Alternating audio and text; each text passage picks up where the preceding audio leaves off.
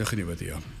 Diolch yn ei ti o Dduw am gyfle arall i ddod yma ger dy fron ac i ni yn cyflwyno'n hamser i ti a gofyn i ti i bresynoli dy hun yn ein plith. Ni'n gofyn am tywalliad mawr o'r glân arno. Ni'n gofyn ti'n helpu ni yn ein haddoliad. Ni'n gofyn hyn oll felly trwy enw ac heiddiant ein harglwydd Iesu Grist. Amen. Gyda'ch ni ddechrau trwy ganu'r Emiri 59, rhagluniaeth fawr y nef mor hyfedd yw, esboniad helaeth hon o arfaeth Duw. 59 gen i sefyll i'w chanu.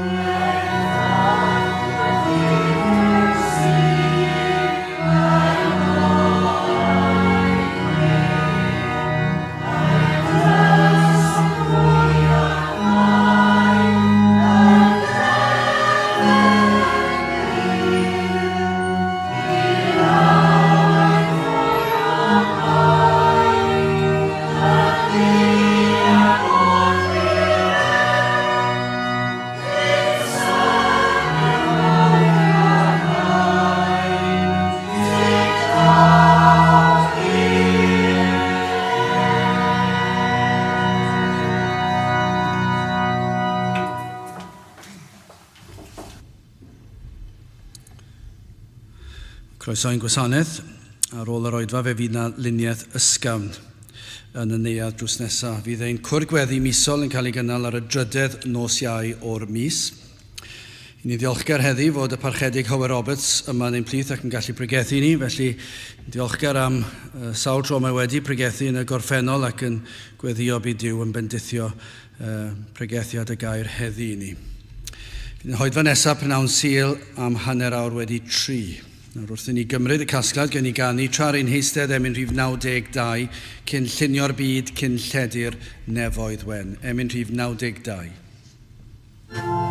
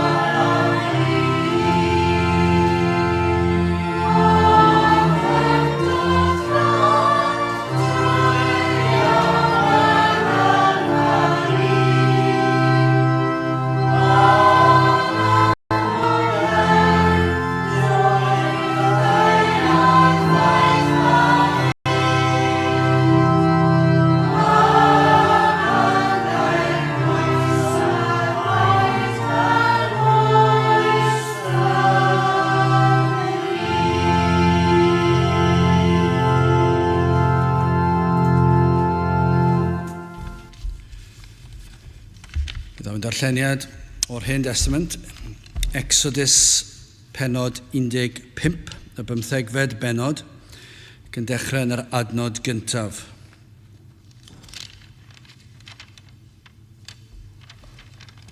Exodus penod 15 ar adnod gyntaf.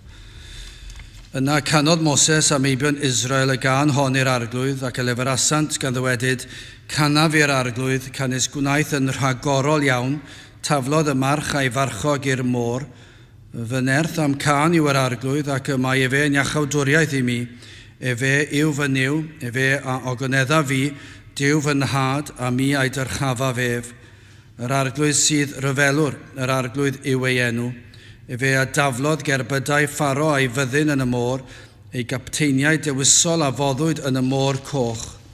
Y dymderau a'i toesaint hwy, disgynasant i'r gwaelod fel carreg. Dydde heilaw arglwydd sydd ar dderchog o nerth, a dde heilaw arglwydd a ddrylliodd y gelyn. Y mawredd dy arddechwgrwydd y tynnais i lawr yr rhai a gyfodasant i dderbyn, dyddi gofaint a anfonaist allant, ac efe a'i hysodd hwynt fel sofl. Trwy chwythad y ffroenau y casglwyd y dyfroedd ynghyd, y ffrydiau a safasant yn fel pentwr, y dymderau a geilasant yng nghanol y môr.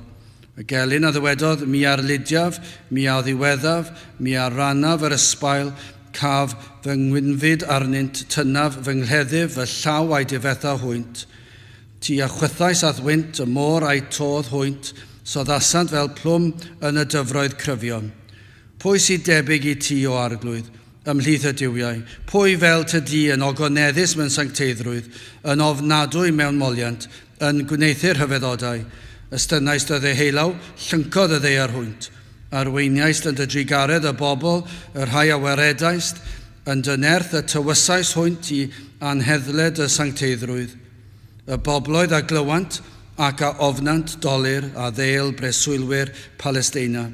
Yna syna ar ddigiaid Edom, cedyrn hyrdod Moab, dychryn a'i deil hwynt, holl breswylwyr Canan a doddant ymaith, ofn ac arswyd a syrth arnynt, gan fawred y fraich y tawant fel carreg, nes myned trwodd o'th bobl di, arglwydd nes myned o'r bobl a nillais ti trwodd.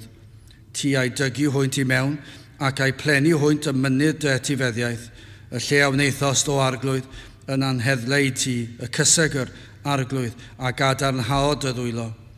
Yr arglwydd a deyrnasa byth ac yn dragywydd, oherwydd merch pharo a'i gerbydau a'i farchogion a eithant i'r môr, a'r arglwydd a ddychwelodd ddyfroedd y môr arnynt, ond meibion Israel a eithant ar dir sych yng nghanol y môr.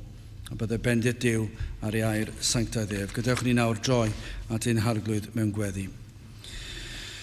Diolch yn i ti o Dduw am gyfle arall i ddod ger dyfron ac yn dod nid trwy ein hymdrechion ni, nid trwy ein henw ni, nid trwy ein gweithredoedd ni, nid trwy unrhyw beth i ni wedi ei wneud neu wedi bwriadu ei wneud, ond o Dduw i ni'n gwybod mae ofer byddai hynny oll.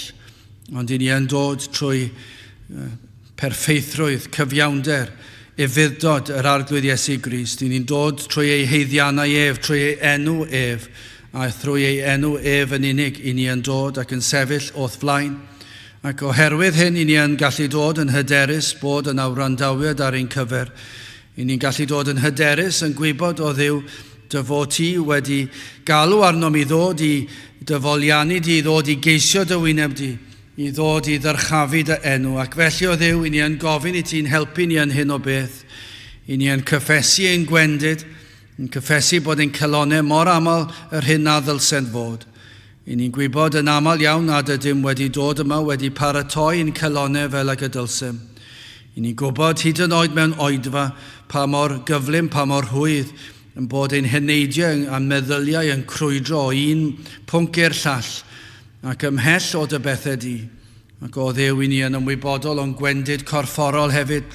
Ni'n gwybod pan y mae blinder yn dod trosom ac yn gofyn i ti o Dduw i rhoi dy nerth angenrheidiol i bob yr un ohono. Mi'n bod wedi dod yma i geisio dy wyneb di, i ddyrchafu dy enw di, ac felly yn gofyn am y nerth corfforol, nerth meddyliol a'r nerth ysbrydol. O Dduw, helpa ni i troi ein golygon, llygaid ein heneidiau tuag ata ti, a byddwn ni yn dy geisio di gyda'n holl nerth.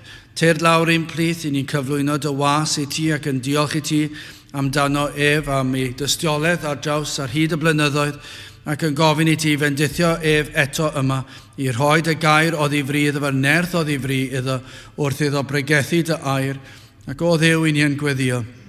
Hyd yn oed heddiw y bydd na rhyw rai yn ymateb i'th air di, wrth iddynt rando ar y gorchymyn i gredu yno ti o Dduw i ni yn gofyn i'r rhai sydd ymhell yn hywyllwch y byd o Dduw i ni yn gofyn am oleini yr efengil i dywynu ar ei heneidiau ac iddynt ddod o'r tywyllwch i oleini yr efengil.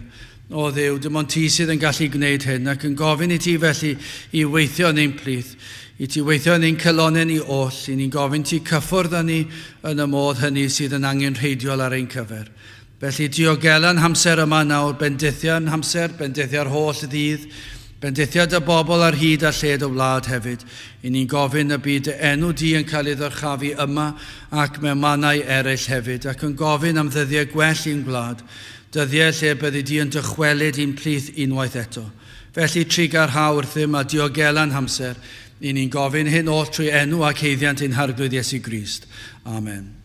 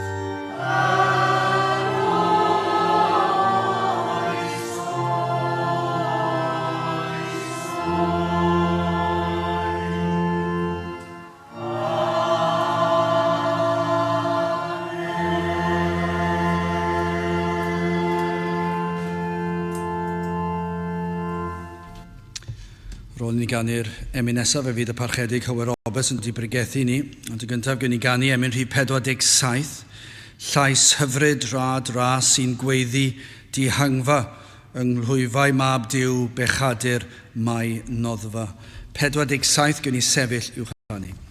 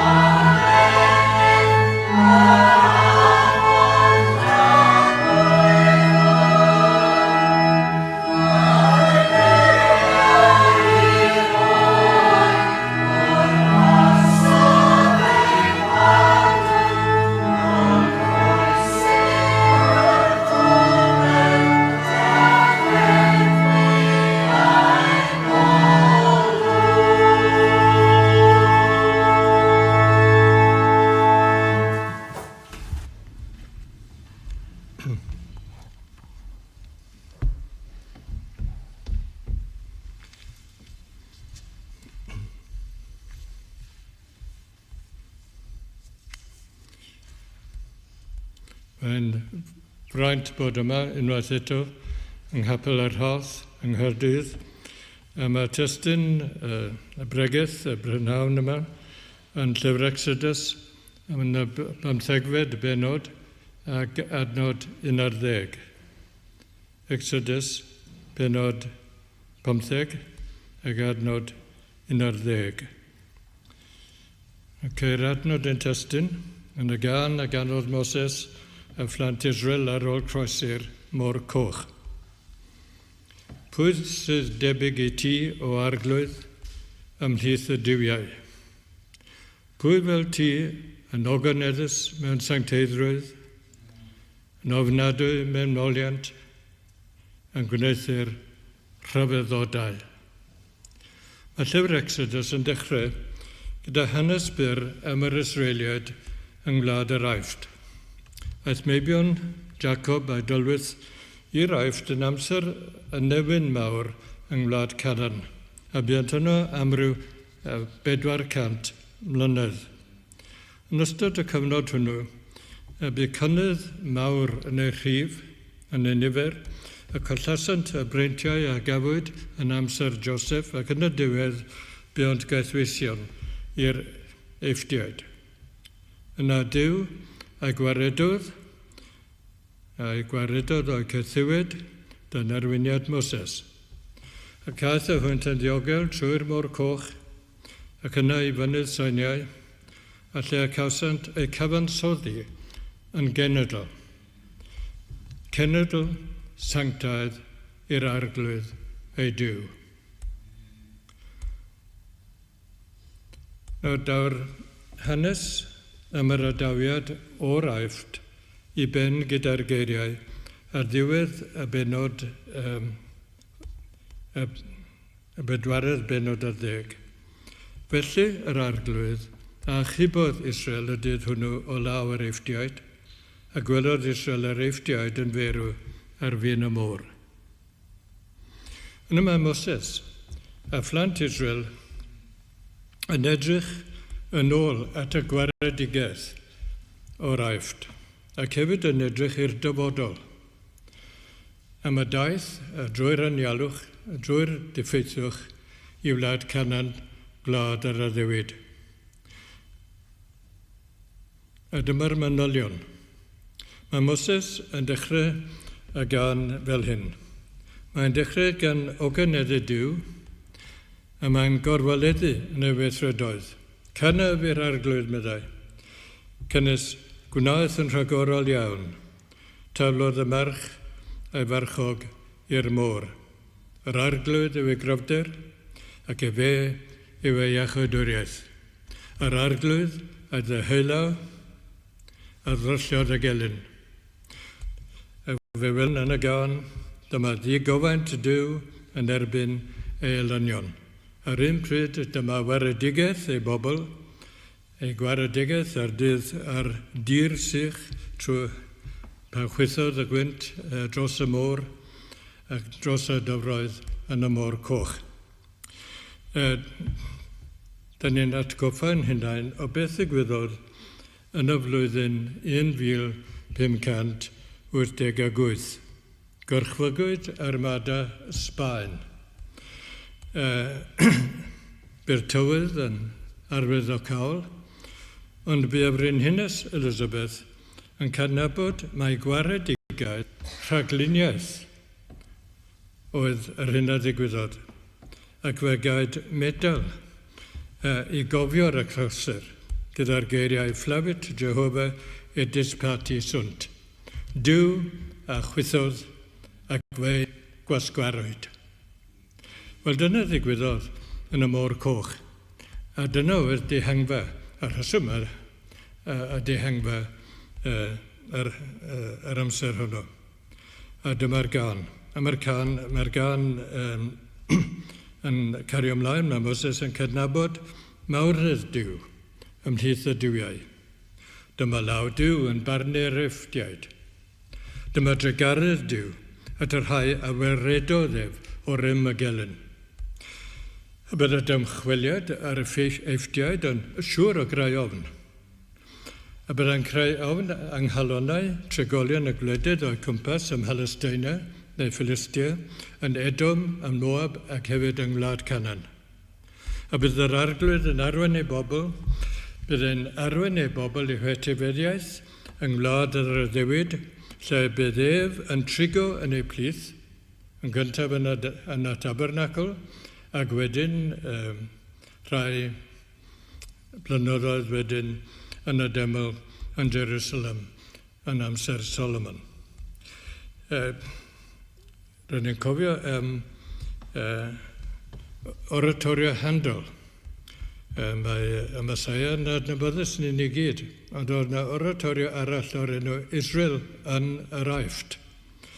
Ac yn yr oratorio, Israel yn yr Aifft, mae'n diweddu gyda'r cytgan ogoneddus yng ngeiriau Moses, yr arglwydd a dernasa byth ac yn dragowydd. Mae'r geiriau yn y gan yma sydd yn y benod. Yr arglwydd a dernasa byth ac yn dragowydd. Fe welwn yn y gan sydd yn plaen, mae Moses am bwysleisio mawredd ac ardderchawgrwydd arglwydd yw Israel. Ac wna hynny gyda nifer o gwestiynau rhethregol, cwestiynau lle mae'r ateb yn amlwg. A mae'n dechrau fel hyn, a dyma adnod yn testyn. Pwy sydd debyg i ti o arglwydd ymhlith y diwiau? Does neb i'w gymharu a Duw holl alluog a thragwyddol Abraham, Isaac a Jacob. Y Duw a waredodd Moses a phlant Israel o wlad yr Aifft ac o'r llyfnder Pharaoh. Does neb debyg iddo ef, neb o gwbl. Ymhlith holl y ddiwiau, a Philistiaid, a Moabiaid, a'r lleill, a'r hyn oll o'r yng Ngwlad Canan, does neb debyg iddo ef, neb o gwbl. A mae'n rhagori ym mhob peth, gyda doedd Duw y cenhedloedd, ond elunod a grewyd gan ddynion, a trwy ddychymyd a gofergoeledd. Dyna ddiwiau y paganiaid. Ond arglwydd Dduw Israel yw creawdwr, nef a daiar, canhaliwr pob peth a barnwr pob dyn. Pwy sydd debyg i ti o arglwydd ymhlith y diwiau? Neb o gwbl. Wel, mae'n cario ymlaen ac mae'n dweud, wel, pwy sydd fel ty di yn ogoneddus mewn sancteiddrwydd, yn ofnadwy mewn moliant, yn gwneithir Rhyfeddodau. Dyma'r cwestiynau. A mae'n cwestiynau pwysig i ni feddwl amdanyn nhw ac ei derbyn. Yn gyntaf, does dim Duw mwy gogoneddus mewn sancteiddrwydd. Pwy fel tydi yn ogoneddus mewn sancteiddrwydd? Wel, mae Duw yn sanctaidd. Mae Duw yn sanctaidd yn y natur, yn yr hyn o Duw.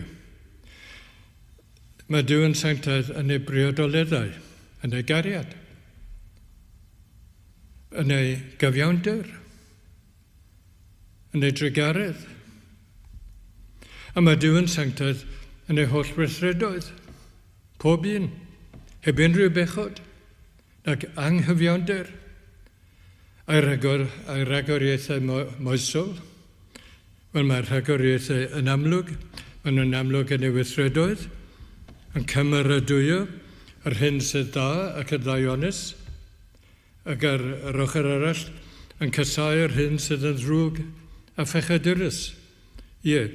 Rhagoriaethau moesol, a maen nhw'n amlwg gan bod Duw yn sanctaidd, a dyna'r hyn rydyn ni'n ei ddysgwyl. O dylid felly, gan bod Duw yn sanctaidd, dylid adlewyrchu ei ogoniant, adlewyrchu ei sancteiddrwydd yn ymywyd ac amychedd ei bobl, yn enwedig yn ei heddoliad. Mae pob agwedd o'i berson sanctaidd yn ogoneddus. A mae bob agwedd o'i berson i'w edmygu, a'i hedmygu gan yr holl ddynoliaeth, a'r holl creadigaeth. Does dim diw mwy gogoneddus mewn sancteiddrwydd, a fel dywed y salmydd yn y 9fed salm ar 20 yn yr ail adnod. Moeswch i'r arglwydd o goniant ei enw, a ddolwch i'r arglwydd am rhydferthwch ei sancteiddrwydd. Ie, does dim diw mwy gogoneddus mewn sancteiddrwydd. Wedyn dyma'r cwestiwn arall. Pwy sydd fel tydi yn ofnadwy mewn moliant? Does dim diw mwy ofnadwy mewn moliant. Mae diw yn heiddi moliant. Moliant gan bob creadur. Ac mae aberth moliant ei bobl yn gogoneddu diw. Felly dylid moli yr arglwydd gyda pharchedig ofn. Ac moli yr arglwydd o ystyried ei fawredd a'i ogoniant, a gwneud hynny ag ofn. Parchedig ofn, ofn diw. A fel y dywed y salmydd eto, yn y 6 salm ar 10 ar 40 yn y 4 adnod. Cynnes mawr yw yr arglwydd, a chanmoladwy iawn. Ofnadwy yw efe gorywch yr holl ddiwiau. Ie, mor ofnadwy, a mor ofnadwy mewn moliant ei bobl, yr holl greadigaeth. A wedyn y trydydd, pwy sydd fydd yr altydi yn gwneud yr rhyfeddodau? Does dim diw sydd yn gwneud yr y fath rhyfeddodau. Dyna'r ateb. Ie, gwnaeth diw'r rhyfeddodau mawrion yn hanes yr Israeliad. Gwerthiau a gweithredoedd yw cofio gan blant Israel o genhedlaeth i genhedlaeth, ac i ddysgu eu plant o genhedlaeth i genhedlaeth am fawrion rhyfeddodau, Duw Abraham, Isaac a Jacob. Yn enwedig yr Exodus o'r Aifft, croesi'r Môr Coch, a'r daith i wlad Canan. A felly rhaid dal y syniad o ryfeddod. Oes dim diw sydd yn gwneud yr y fath ryfeddodau. Ie, y syndod o ryfeddod. A cyfleu i eraill yr hyn o wnaeth yr arglwydd yn y byd ymysg dynoliaeth ac yn halonau a bywydau ei bobl. Gyfel y dywed y salmydd yn salm 107 yr 8fed adnod. O na folianent yr arglwydd am ei ddaioni a'i ryfeddodau i feibion dynion. Ie, pwy sydd fel tydi yn ogoneddus mewn sancteiddrwydd, yn ofnadwy mewn moliant a gwneud yr rhyfeddodau. Dyw a ddaeth Moses a phlant Israel o'r Aifft wedi cyflawni rhyfeddodau mwy o lawer trwy ein harglwydd a'n gwiredwr Iesu Grist. Mor fawr oedd yr hyn a ddigwyddodd gyda Moses a phlant Israel, mae'r rhyfeddodau yn gysylltiedig a pherson a gwaith yr arglwydd Iesu Grist o radd llawer uwch nag yr hyn a ddigwyddodd yn y gorffennol yng Ngwlad yr Aifft. Fe gofiwch i'r dyrfa yn Jerusalem a ddydd y Pentecost glywed yr apostolion yn pregethu'r Efengil. A pregethu'r Efengil a nerth yr Ysbryd Glân. A dywedasant ar ydym ni yn clywed hwynt yn llefaru yn ein hiaith ni fawrion weithredoedd Duw. Dyna ddywedodd y pobl, dinasyddion Jerusalem. Ie, clywed hwynt yn llefaru yn ein hiaith ni fawrion weithredoedd fel y dwedodd Pedr. Ha wir, Israel, clywch y geiriau hyn, Iesu o Nazareth, gŵr profedig gan Dduw yn eich plith chwi, trwy nerthoedd a rhyfeddodau ac arwyddion, a rhai a wnaeth Dduw trwy ddo ef yn eich canol chwi, megis ac y gwyddo chwithau, hwn wedi ei roddi trwy derfynedig gyngor a rhagwybodaeth Dduw, ac ymyraswch chwi, a trwy ddwylo anwyr a groesalhesoch ac aladdasoch, ar hwn a gyfododd Dduw, gan ryddhau gofidiau angau, cynnes nid oedd bosibl ei atal ef ganddo.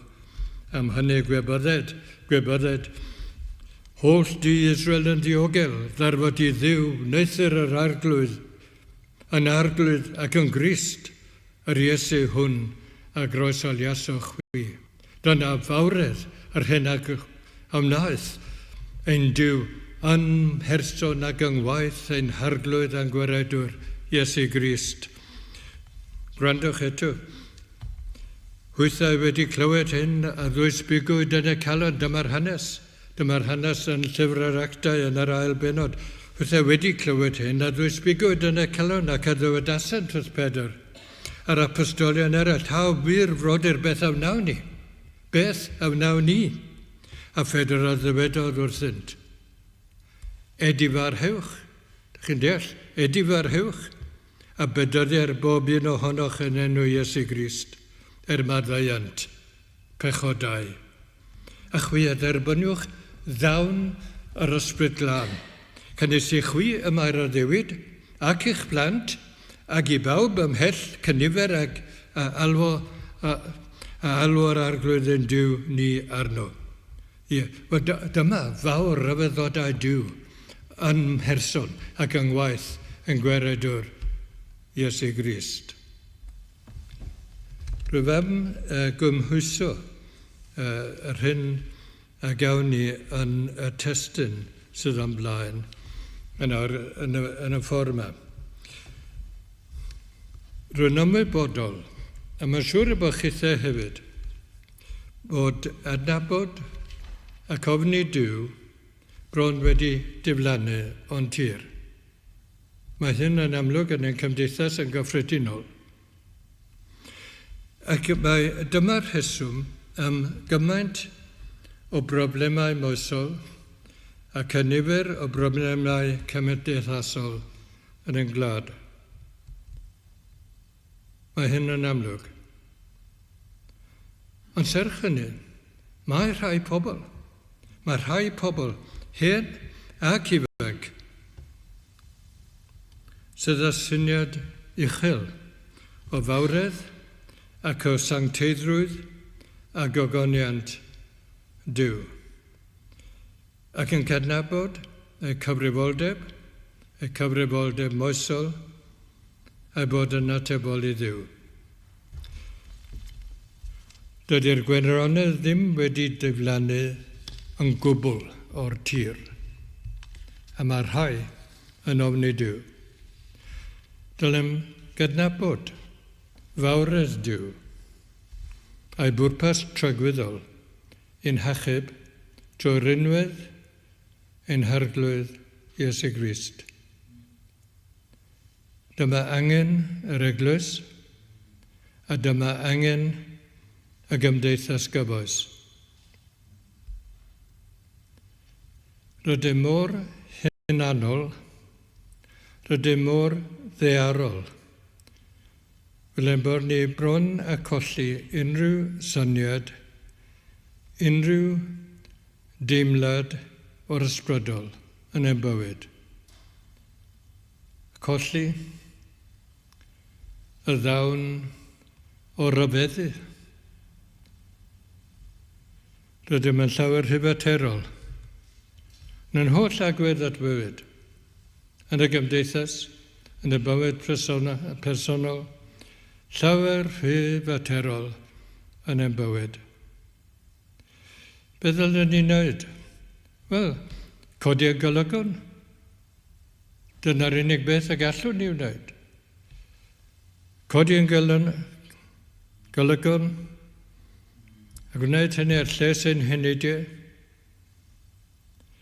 Codi yn golygon at gynteddau'r nef, a gorsedfaint diw, a thad yn harglwydd Iesu Grist. Felly wedi ni edrych ar gan Moses, fel y gwnaethom yn llyfr Exodus, byddai'n beth da i ni wedyn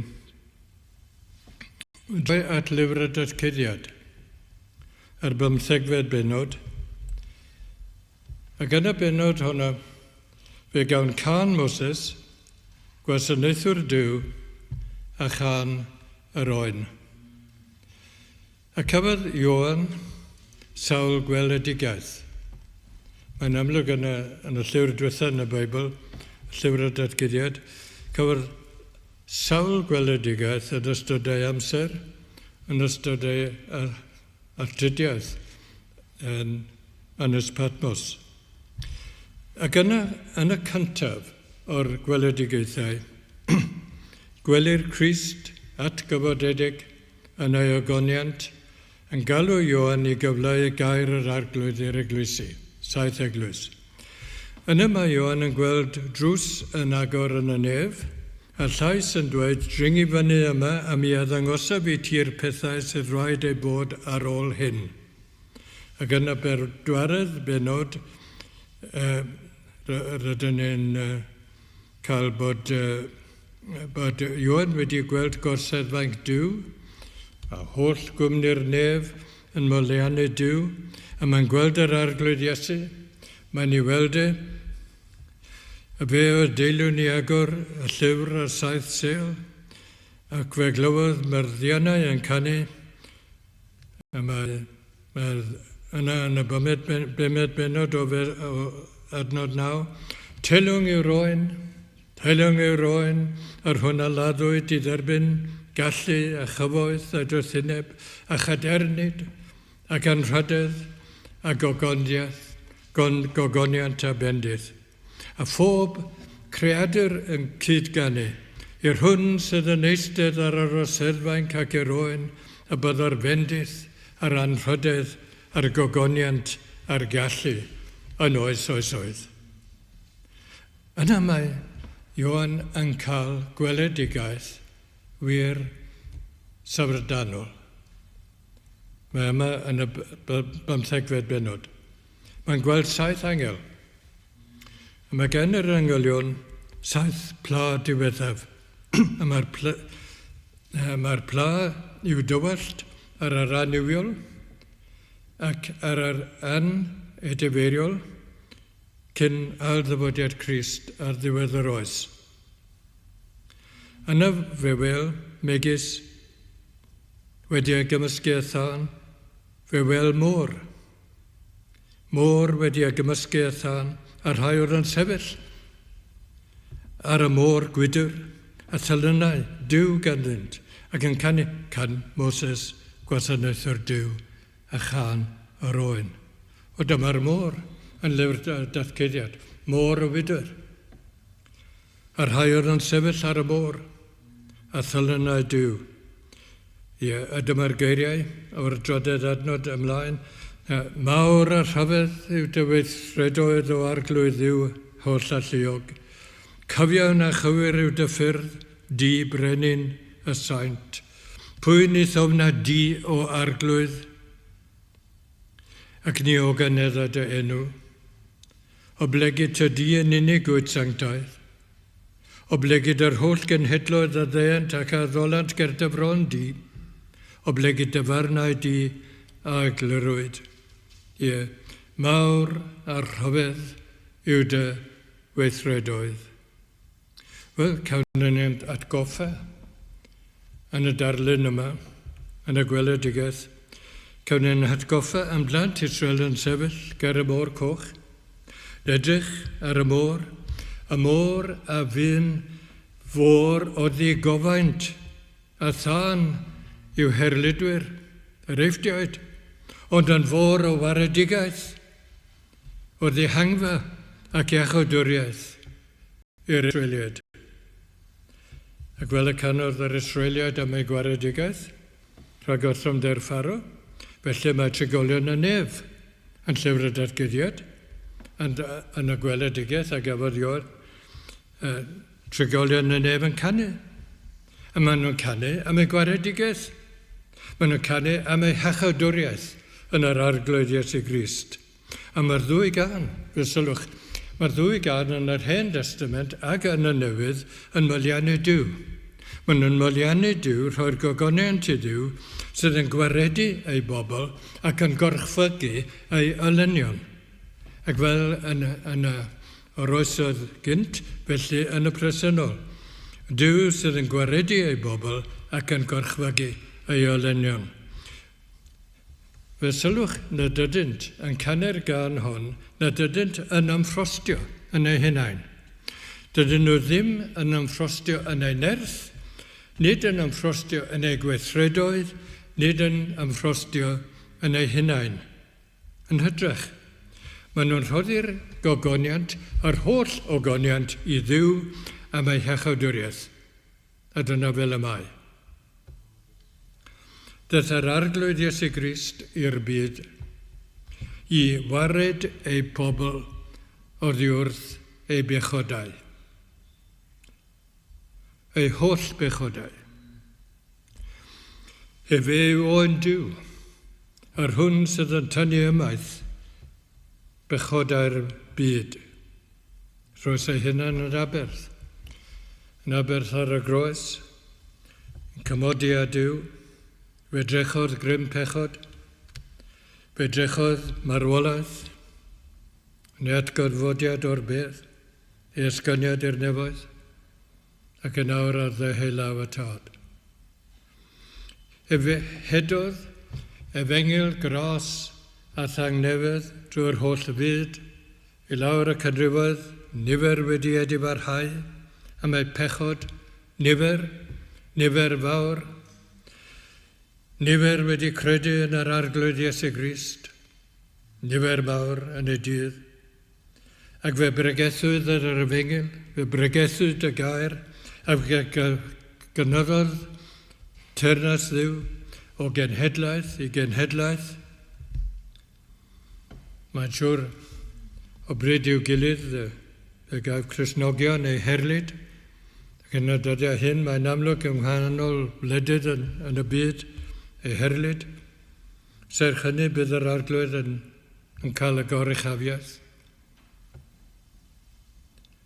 A bydd hyn yn amlwg, a bydd yn amlwg pan daw Crist yn ôl ar ddiwedd yr oes, a bydd pob dyn yn sefyll o flaen Duw yn iddo farn, bydd hyn yn amlwg, bod y goruchafiaeth gan Dduw Abraham, Isaac a Jacob, bod y goruchafiaeth gyda Dduw a thad ein harglwydd a gweredwr, Iesu Grist.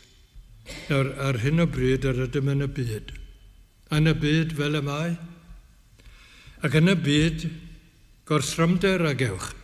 Dyna ddywedodd yr arglwydd Iesu, gorsrymder a gewch. Ond yr arglwydd Iesu archfygodd y byd. Dyna ddywedodd, a dyna'r hyn y mae wedi wneud. Ac fe felwnef fel oen ar ddehelaw Duw, a chan o bob awdurdod yn y nef ac ar y ddeiar. Dyna'r weledigaeth a gafodd Ioan. Nawr gallwn uno gyda'r saint yn y gogoniant ac edrych ymlaen at sefyll ein hunain hefyd ar y môr o wydr. At sefyll ar y môr o wydr gyda holl gwmni y gwaredigion. Yr holl gwmni yn y nef ac ar y llawr yn canu can Moses ar oen. Mae'n siŵr bod chi'n cofio bod William Williams Pantycelyn, y pêr ganiedydd, 300 mlynedd yn ôl, mis Chwefror, 1717. Fe enwyd William Williams ym Mhantycelyn. Ac yna, yn y flwyddyn 1761, cyhoeddwyd casgliad o emynau dan y teitl rhyfeddol yn wir, Caniad y rhai sydd ar y môr o wydr. Wel, dyna chi deitl yn te? Caniad y rhai sydd ar y môr o wydr. i'r casgliad o emynau. O fewn ychydig fisoedd, gwerthwyd 1,200 cyfrol ledled Cymru. Un o emynau'r casgliad oedd arglwydd, arwain, drwy'r anialwch. Arglwydd, arwain, drwy'r anialwch, fi bererin, gwael, eiwedd. Arwain, drwy'r byd, anialwch. Cyfieithwyd yr emyn i'r Saesneg gan Peter Williams gyda'r geiriau Guide Me o The Great Jehovah. Wel, canlyniad y pregethu ffyddlon ar yr un rhan, ac hefyd cyhoeddi'r casgliad o emynau y môr o wydr. Y canlyniad o'r diwygiad 1761 at 1764. A bendith mawr ymhlith y saint yng Nghymru. Dylanwad ar emynau dan ysbrydiw a pregethu'r gair. Y môr o wydr. Wel, fan ni weddglo. Pan rydyn ni'n meddwl am weithredoedd Duw, pan feddyliwn ni am weithredoedd Duw yn hanes y genedl Iddewig, rhaid cydnabod hefyd ac ar yr un pryd mawrion weithredoedd Duw yn ein harglwydd Iesu Grist, a trwy'r ysbryd lan, a trwy hanes yr eglwys Gristnogol lawr y canrifoedd, ond hefyd ei berthynas â ni yn y presennol. Bydded i ni ddehau am weld y Duw yn gweithio yn nerthol, a gweithio yn nerthol yn ein dyddiau ni, a pechaduriaid. Digon o bechaduriaid yn ein gwlad, yn ein cymdeithas, o'n cwmpas. A mae bechaduriaid yn ein eglwysi, yn does. Yn gweld Duw yn dod, gan bedithio ac yn sancteiddio ei bobl. Dyna'r hyn ddylen ni ddehau amdano. Mae wedi digwydd yn y gorffennol. Rwy'n yn sôn am y 19fed ganrif, y Williams Pantycelyn ac eraill, yr hyn a ddigwyddodd yng Nghymru ac gwledydd eraill hefyd. Pwy sydd debyg i ti o arglwydd ymhlith y diwiau? Pwy sydd fel tydi yn ogoneddus mewn sancteiddrwydd, yn ofnadwy mewn moliant, yn gwneithu'r Rhyfeddodau. A dyma emyn, wrth gwrs, emyn adnabyddus Samuel Davies, Americanwr o Gymru. A dyma'r emyn yn y cyfieithiad Cymraeg. Duw mawr, ar Rhyfeddodau maith, a'n fedrol yw bob rhan o'r waith, ond dwi fel ras mwy rhyfedd yw, nath holl weithredoedd o bob rhyw. Pa Dduw sy'n maddau fel tydi, yn rhad ein holl bechodau ni. O maddau'n holl gymwyddau mawr, ac arbedau o glwch y llawr, di yn unig fedd yr hawl, ac ni chaiff arall ran o'r mawl. Rhyfeddol yw'th drygaredd hael, ath gariad pyr i natur wael, yn agorffynno ni'n glanhau, yn golchi'n byr o ddiwrth ein bai. Pa Dduw sy'n maddau, fel tydi yn rhad ein holl bechodau di. Amen. Fe ganwn ni gloi ein gwasanaeth yr emyn olaf, emyn 89. A dyma emyn Samuel Davies yn y cyfieithiad Cymraeg. Duw mawr y Rhyfeddodau maith, rhyfeddol yw pob rhan o'r waith.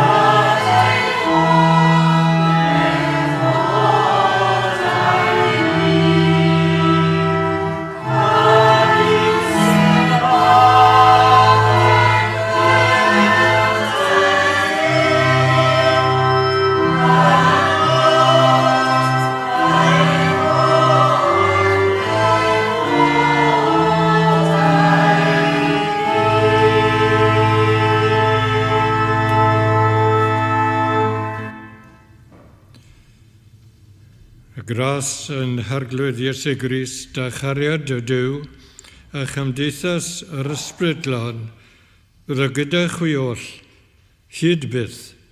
Amen.